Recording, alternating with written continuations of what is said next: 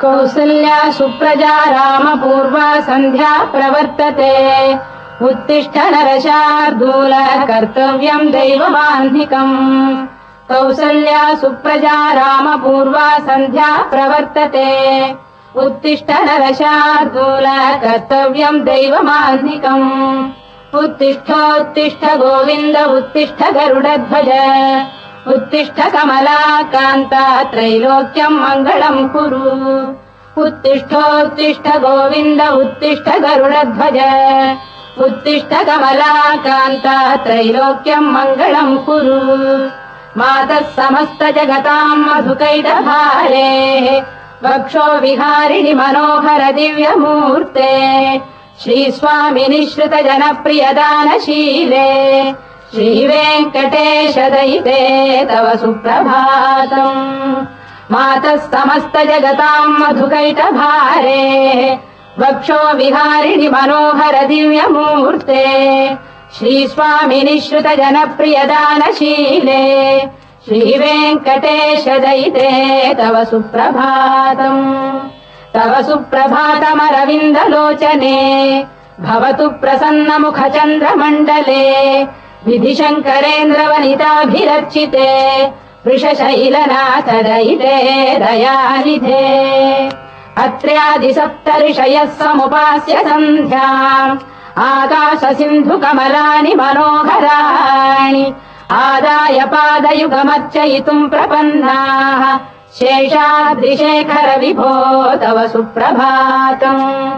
पञ्चाननाब्ज भव षण्मुखवासवाद्याः त्रैविक्रमादिचरितम् विबुधास्तु वन्ति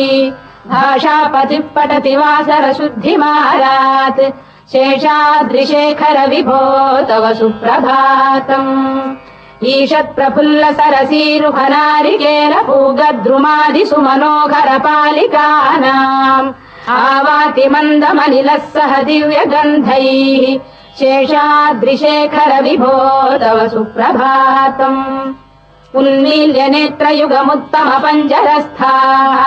पात्रावशिष्ट कदलीफलपायसानि भुक्त्वा सलीलमथ केलिशुकाः पठन्ति शेषाद्रिशेखर विभो तव सुप्रभातम् तन्त्री प्रगर्ष मधुरस्वनया विपञ्च गायत्यनन्दचरितम् तव नारदोऽपि भाषा समग्रमसत्करचाररम्यम् शेषाद्रिशेखर विभो तव सुप्रभातम् भृङ्गावळी च मकरन्दरसानुविद्ध जङ्गार गीत निनदैः सह सेवनाय वीर्यात्युपान्त सरसी कमलोदरेभ्यः शेषाद्रिशेखर विभो तव सुप्रभातम् योषा गणेन वरदध्नि विमथ्यमाने घोषालयेषु दधिमन्थन तीव्र घोषाः रोषात् कलिम् विदधते ककुभश्च कुम्भाः शेषाद्रिशेखर विभो तव सुप्रभातम् पद्मेश मित्र शतपत्र गतालिवर्गाः हर्तुम् श्रियम् कुवलयस्य निजाङ्गलक्ष्म्या भेरी निनादमिव बिभ्रति तीव्रनादम् शेषाद्रिशेखर विभो तव सुप्रभातम् श्रीमन्नभीष्टवरदाखिल लोकबन्धो श्री श्रीनिवास जगदेक दयैक सिन्धो श्रीदेवतागृह भुजान्तल दिव्यमूर्ते श्रीवेङ्कटाचलपते तव सुप्रभातम् श्रीमन्नभीष्टवरदाखिल लोकबन्धो श्री श्रीनिवास जगदेक दयैक सिन्धो श्रीदेवतागृह भुजान्तर दिव्यमूर्ते श्रीवेङ्कटाचलपते तव सुप्रभातम् श्रीस्वामि पुष्करिणिकाप्लव निर्मलाङ्गाः श्रेयोर्धिनो हर विरिञ्च सनन्दनाद्याः द्वारे वसन्ति वरवेत्र हतोत्तमाङ्गाः श्रीवेङ्कटाचलपते तव सुप्रभातम् श्रीशेषशैल गरुडाचल वेङ्कटाद्रिनारायणाद्रिवृषभाद्रिवृषाद्रिमुख्याम् आख्याम् त्वदीय वसतेरनिशम् वदन्ति श्रीवेङ्कटाचलपते तव सुप्रभातम् सेवा परा शिव सुरेश कृशानुधर्म रक्षोऽम्बुनाथ पवमान धनाधिनाथाः बद्धाञ्जलि प्रविलसन् निज शीर्षदेशाः श्रीवेङ्कटाचलपते तव सुप्रभातम् घाटीषु देवि खगराज मृगाधिराज नागाधिराज गजराज हयाधिराजाः स्वस्वाधिकार महिमाधिकमर्थयन्ते श्रीवेङ्कटाचलपते तव सुप्रभातम् सूर्येन्दुभौम बुधवाक्परिकाव्यसौरिस्वर्भानुकेतु दिविषत्परिषत्प्रधानाः त्वद्दासदासचरमावधिदासदासाः श्रीवेङ्कटाचलपते तव सुप्रभातम् त्वत्पादधूलिभरितस्फुरितोत्तमाङ्गाः स्वर्गापवर्गनिरपेक्ष निजान्तरङ्गाः कल्पागमाकलनयाकुलताम् लभन्ते श्रीवेङ्कटाचलपते तव सुप्रभातम् त्वद्गोपुराग्रशिखराणि निरीक्षमाणाः स्वर्गापवर्गपदवीम् परमाम् श्रयन्तः मर्त्या मनुष्य भुवने मतिमाश्रयन्ते श्रीवेङ्कटाचलपते तव सुप्रभातम् श्रीभूविनायक दयादिगुणामृताब्धे देवादिदेव जगदेक शरण्यमूर्ते श्रीमन्ननन्त गरुडाधिभिरर्चिताग्रे श्रीवेङ्कटाचलपते तव सुप्रभातम् श्रीपद्मनाभ पुरुषोत्तम वासुदेव वैकुण्ठ माधव जनार्दन चक्रपाणे श्रीवत्स चिह्न शरणागत पारिजात श्रीवेङ्कटाचलपते तव सुप्रभातम् कन्दर्पदर्पहर सुन्दर दिव्यमूर्ते कान्ताकुजाम्बुरुह कुड्मल लोल दृष्टे कल्याण निर्मल गुणाकर दिव्य कीर्ते श्रीवेङ्कटाचलपते तव सुप्रभातम् मीनाकृते कमठकोल नृसिंहवर्णिन् स्वामीन् परश्वत तपोधन रामचन्द्र शेषांश रामय दुनन्दन कल्किरूप श्रीवेङ्कटाचलपते तव सुप्रभातम् लीलालवङ्ग घनसार सुगन्धि तीर्थम् दिव्यम् वियस्तरिति हेम घटेषु पूर्णम् धृत्वाद्य वैदिक शिखामणयः प्रहृष्टाः तिष्ठन्ति वेङ्कटपते तव सुप्रभातम् भास्वानुदेति विकचानि सरोरुहाणि सम्पूरयन्ति निनदैकगुहो विहङ्गाः श्रीवैष्णवास्ततमर्थितमङ्गलास्ते धामाश्रयन्ति तव वेङ्कट सुप्रभातम् ब्रह्मादयः सुरवराः समहर्षयस्ते सन्तः सनन्दन मुखास्तव योगिवर्याः धामान्तिके तव हि मङ्गलवस्तु हस्ताः श्रीवेङ्कटाचलपते तव सुप्रभातम् लक्ष्मीनिवास निरवद्य गुणैक सिन्धो संसार सागर समुत्तरणैक सेतो वेदान्त वेद्य निज वैभव भक्त भोग्य श्रीवेङ्कटाचलपते तव सुप्रभातम् लक्ष्मीनिवास निरवद्य गुणैक सिन्धो संसार सागर समुत्तरणैक सेतो वेदान्त वेद्य निज वैभव भक्त भोग्य श्रीवेङ्कटाचलपते तव सुप्रभातम् इत्थम् वृषाचलपतेरिह सुप्रभातम् ये मानवाः प्रतिदिनम् पठितुम् प्रवृत्ताः तेषाम् प्रभात समये स्मृतिरङ्गभाजाम् प्रज्ञाम् परार्थसुलभाम् परमाम् प्रसूते इत्थम् वृषाचलपतेरिह सुप्रभातम्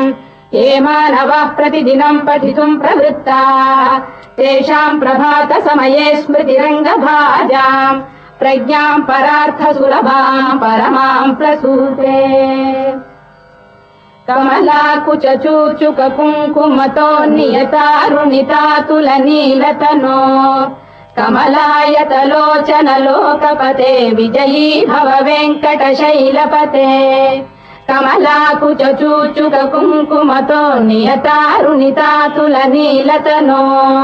कमलायतलोचन लोकपते विजयी भव वेङ्कटशैलपते स चतुर्मुख षण्मुख पञ्चमुख प्रमुखाखिल दैवतमौलिमणे शरणागत वत्सल सारनिधे परिपालय माम् वृषशैलपते अतिवेलतया तव दुर्विषहैरनुवेलकृतैरपराधशतैः भरितम् त्वरितम् वृषशैलपते परया कृपया परिपाहि हरे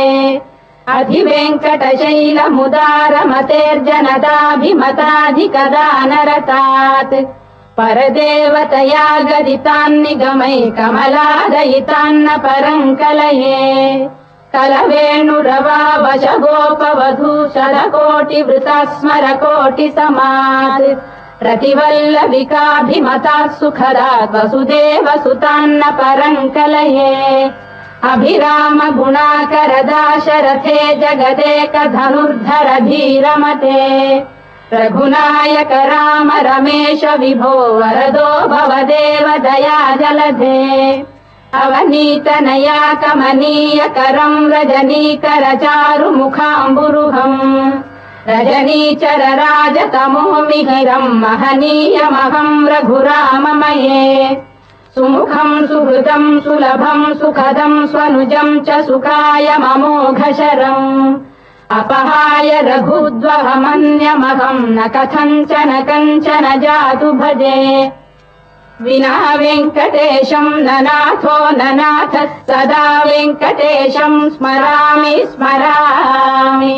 हरे वेङ्कटेश प्रसीद प्रसीद प्रियम् वेङ्कटेश प्रयच्छ प्रयच्छ विना वेङ्कटेशम् ननाथो ननाथः सदा वेङ्कटेशम् स्मरामि स्मरामि हरे वेङ्कटेश प्रसीद प्रसीद प्रियम् वेङ्कटेश प्रयच्छ प्रयच्छ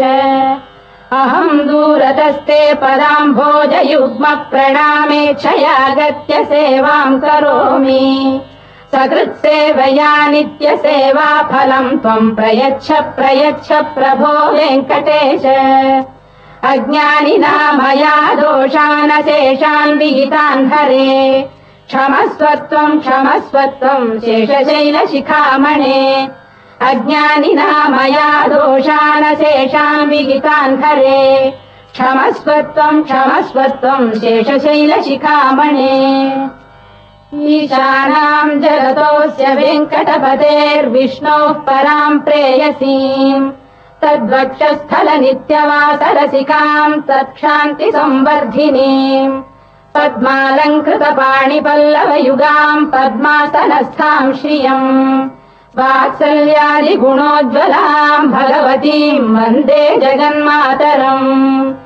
ईशानाम् जगतोऽस्य वेङ्कटपतेर्विष्णोः पराम् प्रेयसीम् तद्वक्षस्थल नित्यवासरसिकाम् तत्क्षान्तिसंवर्धिनीम्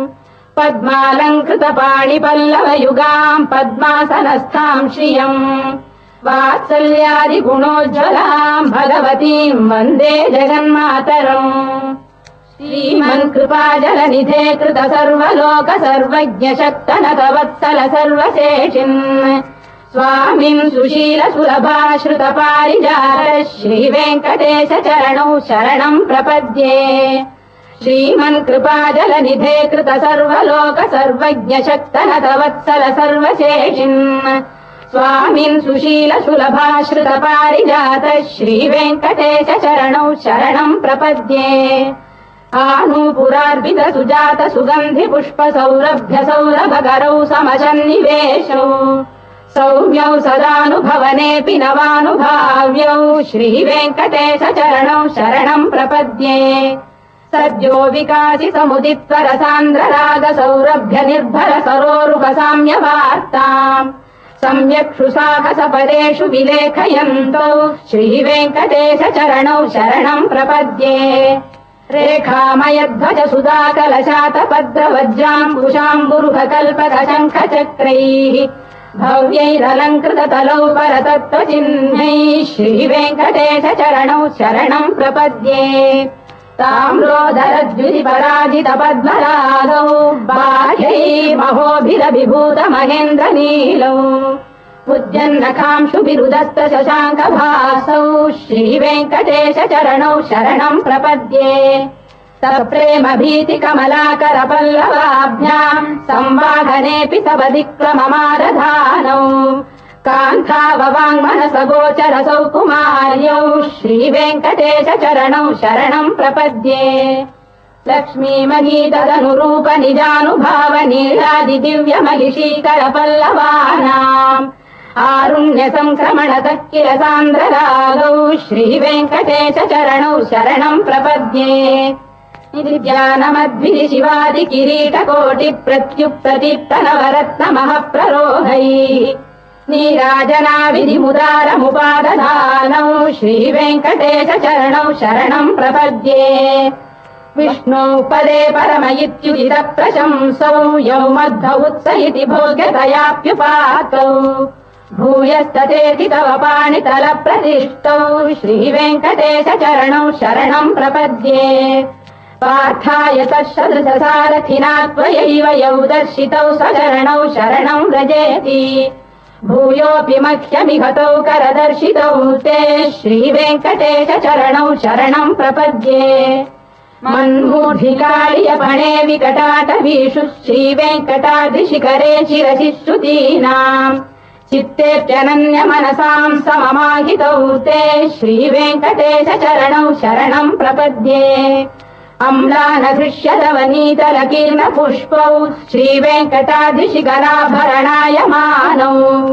आनन्दिताखिल मनोनयनौ तवैतौ श्रीवेङ्कटेश चरणौ शरणम् प्रपद्ये प्रायः प्रपन्न जनता प्रथमावगाह्यौ मातुस्तनाविव शिशोरमृतायमानौ प्राप्तौ परस्पर तुलामतुलान्तरौ ते श्रीवेङ्कटेश चरणौ शरणम् प्रपद्ये सत्त्वोत्तरैः सतत सेव्य पदाम्बुजेन संसारतारकदयार्द्रदृगञ्चलेन